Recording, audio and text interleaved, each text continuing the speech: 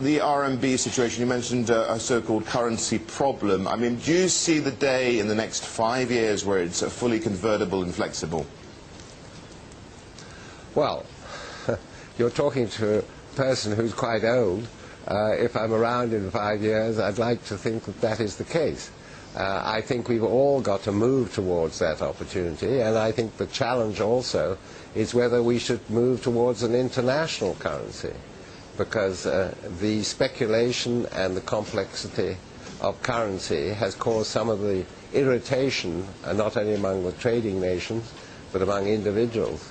But it's not for me to say how it will happen, but I think everyone who knows how to deal with these situations is very cognizant of the problem it takes to get over it, and I think the RMB will become more convertible. But when it'll come, that is a matter for, obviously, the powers that be.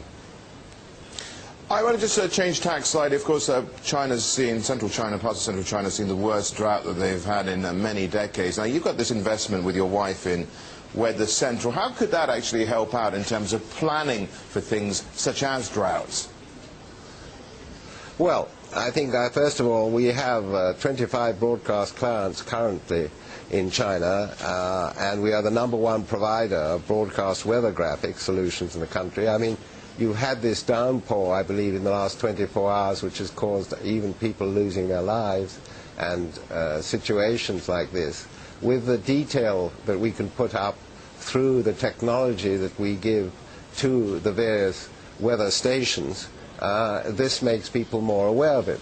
On the whole, it's a question of giving the opportunity. I mean, we have also launched an operation called My Weather, which gains access to the first truly personalized weather application for the web and mobile devices. You can go up on myweather.com and you can find out within a kilometer of where you are what is going to happen to the weather. It also gives a 10-day forecast.